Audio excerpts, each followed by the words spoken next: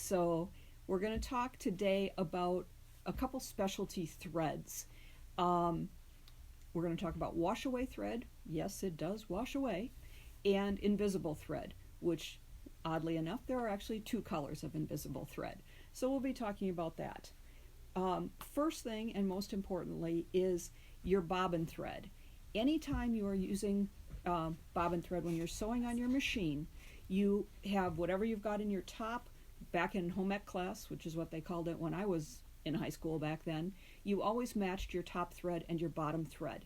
So your threads were balanced, they were the same weight, they also happen to be the same color, but that is cause no trouble with your bobbin. You can have problems with your sewing machine if your bobbin thread is thicker than your top thread. So back then we always had the same thread. Wind it off the spool, wind it onto the bobbin, everything is great, no trouble.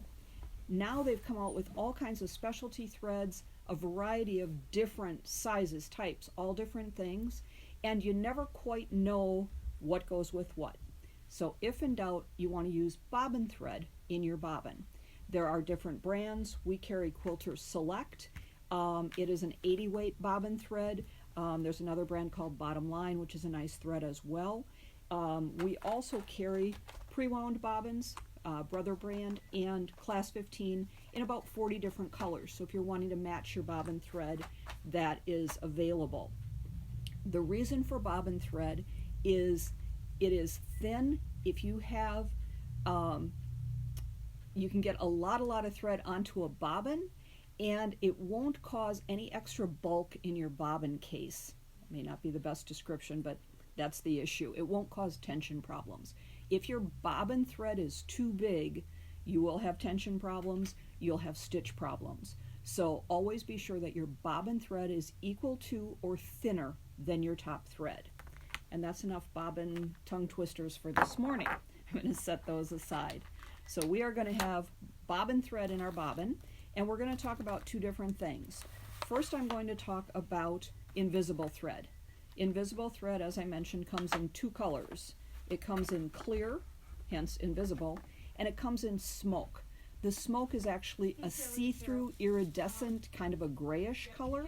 When you're stitching with invisible thread, you use the clear invisible on light colors. You use the smoke invisible on dark colors. If you use the clear on dark, you get just a little bit of a sheen. You can see it with your stitches. And if you use the smoke on a light colored thread, you get a little bit of a shadow. It's not real bad, but it's there. If you are doing something that is all over, all different colors, pick. If your project has more darks, go with this. If your project has more lights, go with that. Stitching with invisible thread is not hard, although we hear horror stories from lots of people. The horror stories come from having old invisible thread. Years ago, invisible thread was like fishing line. It caused all kinds of problems. It was thick as could be. It was tough. It would rip your fabric because it was so much stronger than the fabric. New invisible thread is wonderful. We like the Superior Monopoly. Use it with a thread net. When this unwinds, you won't be able to see it because it's invisible. You wind it through your machine just like anything else, but what you want to do is thread nets come with your machine. You just put it right over the top, and that will keep the spool from unwinding. It'll give just a little bit of tension onto that thread as it goes through your machine. So you always want to use a thread net. Otherwise, what happens is it unwraps at the top of your machine, and it can get caught around your thread spindle. So you don't want that to happen. The other thing with invisible thread, I mentioned having bobbin thread in. A bobbin thread works great with this. Depending on your project, you can color match your bobbin thread, or you can just use a white, but you can put invisible in your bobbin. I've had a lot of people say, oh, my service tech told me never put invisible in your bobbin. Well, you can. It just is no fun. If it gets caught in there, the techs have no fun trying to get it out because you can't see it. So they like to say you can't use it. Yes, you can use it. There are a couple tricks. When you wind your bobbin at half speed. You normally wind your bobbin always at full speed. With invisible, it has a tiny bit of stretch to it. So you wind your bobbin at medium speed, and when it's wrapping around the bobbin, it'll wrap fine. If you go at fast speed, what can happen is that thread can get caught in between other threads, and that changes your bobbin tension and it can cause problems. So always wind invisible at medium speed and only fill your bobbin 3/4 full. Those two tricks will keep you sewing just fine with invisible in your bobbin as well as your top. The only thing to remember is get used to the sound of your machine, and this is with any thread on any project. Know what your machine sounds like. If you hear a clunk clunk or a ch-ch or some other funny noise, something is wrong. Stop immediately, take your project out, test it again. Either rethread the top, take out the bobbin and rethread it. You want to be sure that if you hear a noise and something is tangled underneath, you catch it right away. If you don't, again, that invisible is down in your bobbin case and it's really hard to see. Your tech won't be real happy with you if you have trouble. But if you wind that bobbin medium speed and 3/4 full, and you listen to your machine and you stop if there's an issue, which there rarely is if you do those two things, you're all set to go. I use invisible thread in quilting a lot. I'm not the world's greatest free motion quilter, and I don't like to see my stitches. And a lot of times if I've got a project, say something like this, it's all different colors, and I really don't want to see my stitching.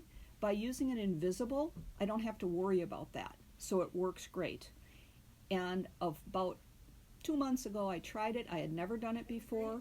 I used invisible on my embroidery machine for background quilting, and it worked slick as could be. So invisible is really nice for a lot of different things. The next thing I'm going to talk about sounds funny, but it's called Vanish Washaway Thread. It actually washes away. Why would you want it to wash away? You want it to wash away because you're using it for marking or some type of a temporary hold. I went out to their website when I was getting ready for this, and I thought, oh, I wonder if they have any special tips about their thread. Number 1 tip. Seriously, it said, do not use when sewing swimwear.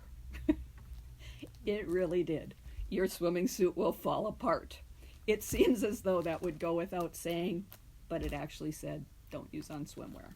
So that's my tip for the day. The way this thread is used is it's very thin. You won't be able to see it, but it's very thin and it does wash away.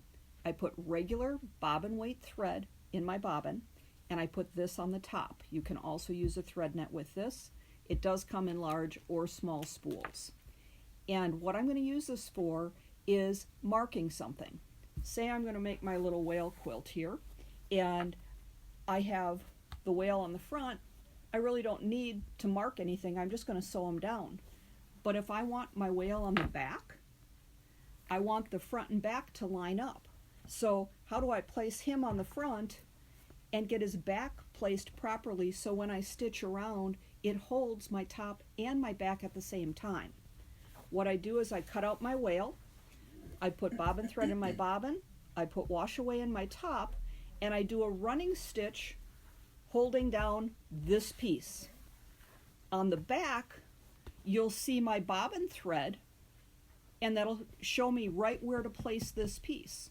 So I lay him in place. I can use a little 505 spray, or I can pin it in place, or use a glue stick, and I just hold the back in place, and then I come back and put in my regular thread, and I stitch around to hold my little whale in place.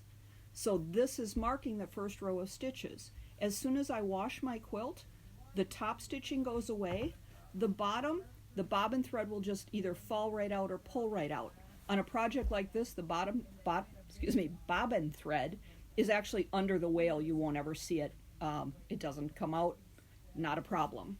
So this is great for marking. I also use it for quilt as you go methods. I'm going to talk about that another day. But on blocks like this, I want to mark a 1/4 inch all the way around my blocks, because when I put them together, I want to have that 1/4 inch seam allowance, and I don't want my leaves going outside of my stitch field. I want to know where my stem goes, so as long as my stem is off the edge beyond my 1/4 inch marking, I know my stem is going to be in my seam allowance. So I can use it for a lot of different things. When you store Washaway thread, always keep it in a plastic bag. It comes in a little plastic bag or a little Ziploc bag. It is water soluble. It will wash away completely. So those of you that are used to threading your needle by doing this, don't do that, it melts on your tongue. Thread your needle, go ahead and stitch, store it in a Ziploc bag. Here in Wisconsin, when your sewing room is in your lower level, it can get damp. This can start to deteriorate just a little bit in the dampness. If you store it in a plastic bag, it'll be just fine. So that's the purpose of that.